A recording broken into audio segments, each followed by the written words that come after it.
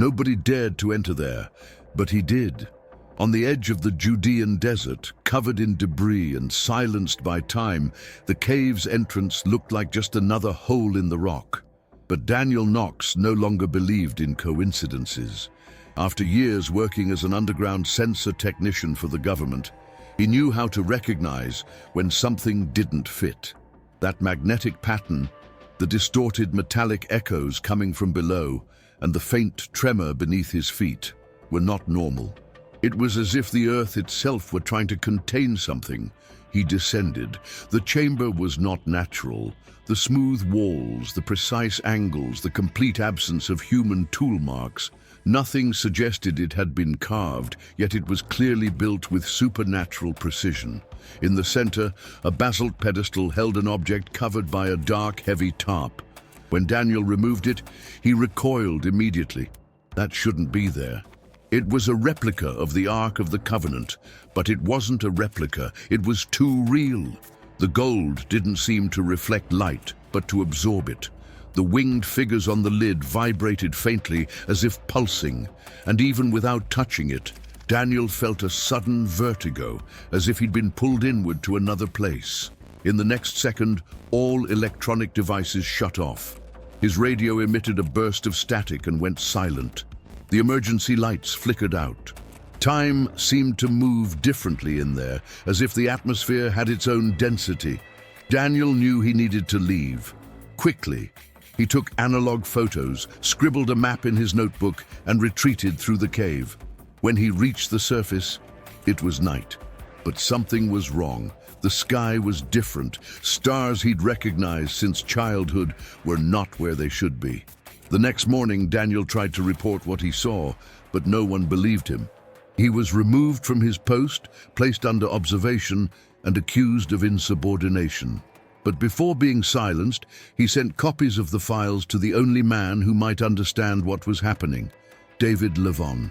Levon, a former correspondent for the Jerusalem Chronicle, had spent the last decade investigating the secret movement of biblical artifacts. Ridiculed by colleagues, abandoned by sponsors, he lived in seclusion in a hidden apartment in Haifa. But when he received Daniel's envelope, he didn't hesitate. The letter was stained with dried blood and bore a single sentence: "She is alive. The seal is broken." Levin set out immediately. Using old contacts, he gained access to military maps of the region and triangulated the cave's exact location. Upon arriving, he found the site sealed with fresh concrete, surrounded by motion sensors and silent drones patrolling the sky. It was too late, but he didn't give up. With the help of an old French archaeologist, Levon uncovered something even more unsettling. The shape of the chamber Daniel had discovered matched an ancient 3rd century diagram found in an Ethiopian manuscript, one that mentioned not one, but 3 chambers, one in Axum, another in Jerusalem, and the third sealed beneath what they called the Black Mountain, a poetic reference to the Judean desert.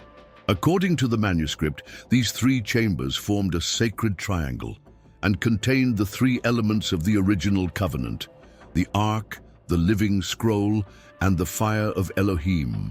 Together, the relics maintained the balance between heaven and earth. Separated, they became unstable. The Ark had been moved, but what Daniel saw and what the sensors detected suggested it was trying to return to its point of origin. Meanwhile, rumors began to surface in Lebanon and Egypt. Fishermen reported submerged lights in the Dead Sea. Surveillance cameras captured trumpet-like sounds in the middle of the night, even in remote locations. A group of Bedouins camped near the border swore they saw a fire without flames moving among the dunes. In every account, one phrase kept recurring: the box opened its eyes. Levin couldn't ignore it. He gathered what little he had: ancient maps, magnetic tapes, and a copy of the Ethiopian manuscript. He traveled alone, avoiding main roads. When he reached a small abandoned monastery, he found something that changed everything. In the underground library, behind a collapsed shelf, was a lead safe. Inside it, a scroll sealed with red wax. It was a letter written by Coptic monks in 1237. They claimed to have received a vision. The Ark had fled the temple before its destruction and followed a hidden path through the waters of the Kidron. The monks recorded what they saw in dreams: a burning box descending through tunnels, followed by shadows that sang. The most striking part was the final paragraph. It described the voice of silence, a sound heard only in complete darkness, emanating from within the Ark, and comprehensible only to those who stood between time and eternity.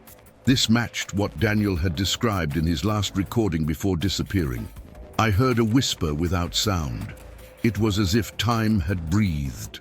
Levon knew there was something deeper, something beyond archaeology or faith. It was a technology, perhaps a consciousness. The Ark wasn't just protecting something, it was something.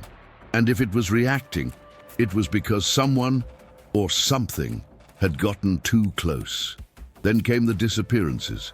3 German scientists sent to excavate a supposed replica of the Ark in northern Israel vanished without a trace. A Turkish diplomat died after touching a similar object during a private ceremony. And in Washington, an emergency meeting was called after the Department of Energy detected abnormal electromagnetic pulses emanating from the Masada region. All paths pointed to one thing: the Ark's activation was not an isolated event. It was the beginning of something greater, but no one knew what. Levon received an anonymous warning, just a note with letters cut from newspapers. Jerusalem is the seal, but there is another beneath the rock no one dares to move.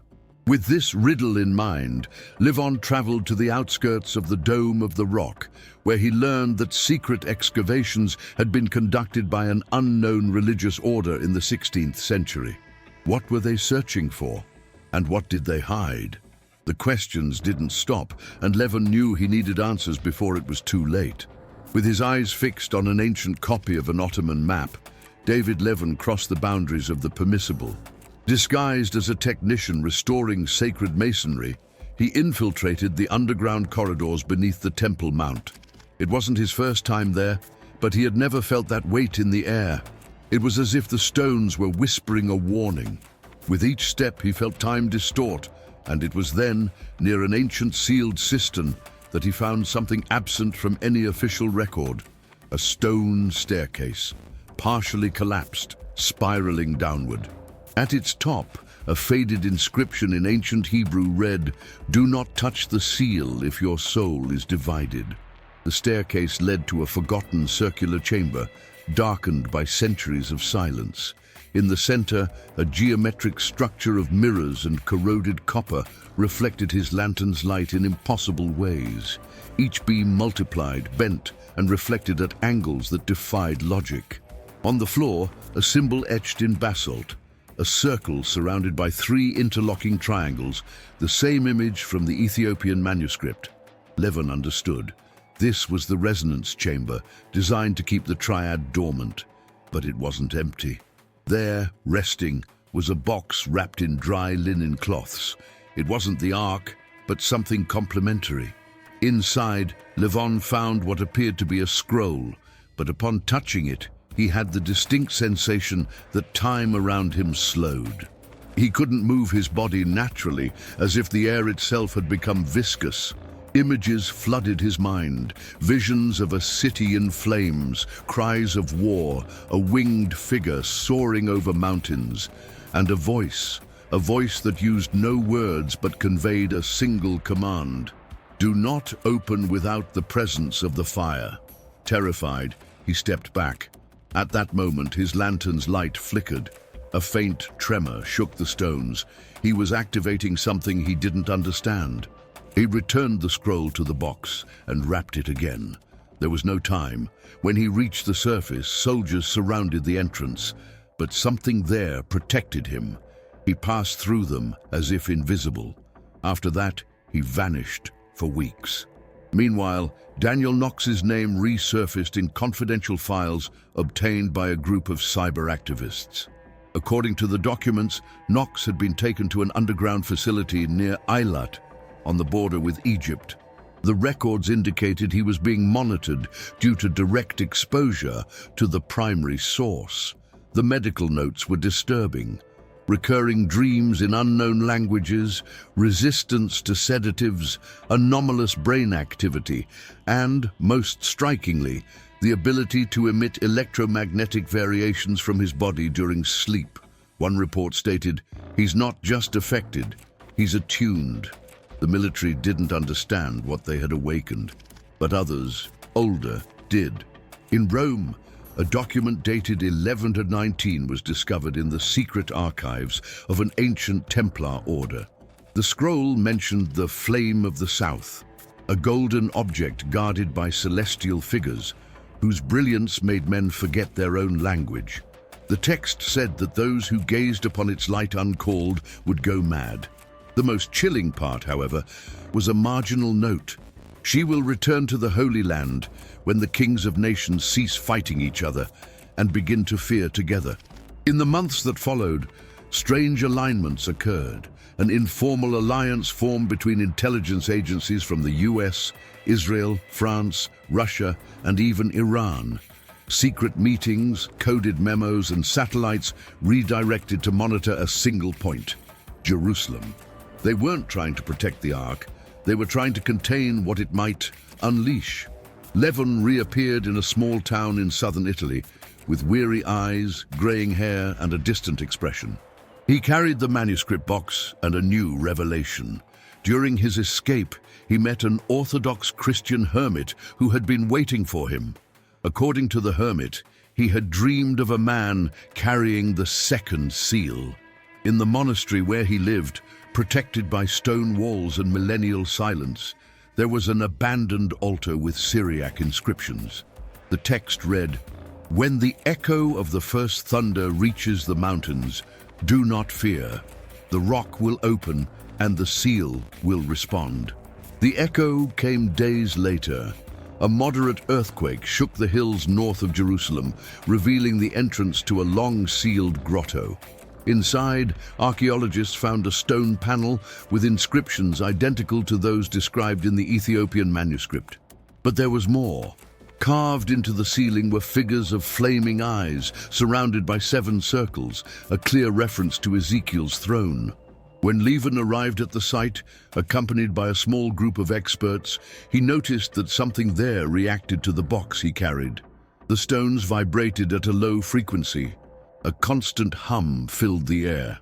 When he placed the scroll on the altar carved in the chamber's center, a reaction began. None of them could precisely explain what happened next. The ambient light vanished. A bluish energy emanated from the floor, spiraling toward the ceiling. In the center of the room, a rift in the air, as if space had folded. And at the exact moment the vibration peaked, everything stopped. Absolute silence, as if the world held its breath. In the days that followed, phenomena began to emerge elsewhere in the world. In Peru, tribes reported lights descending from mountains long considered sacred. In Ethiopia, priests said, a voice warned them, "The seal has been touched. Prepare the throne." In Iranian caves, sensors detected acoustic patterns identical to those recorded in Jerusalem.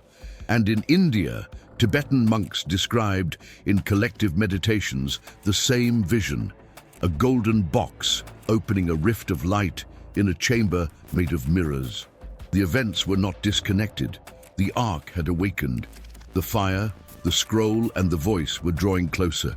A collapse of barriers between time, space, and spirit was beginning. Then, David Levon received Daniel Knox's final message. An audio, heavily distorted but still audible. "She showed me it's not just a relic, it's a call, and she will choose, soon. When the third seal is read, no one will be able to stop it." That recording was intercepted by authorities and never made public. But an encrypted copy reached the hands of a young researcher at the Hebrew University, Rebecca Alon.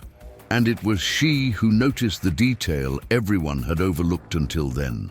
The vibration captured during the altar experiment had a precise frequency, 144,000 Hertz. The number 144,000 was not random. It appeared in Revelation, associated with the sealed of God, those chosen to endure in the time of judgment. Levon understood.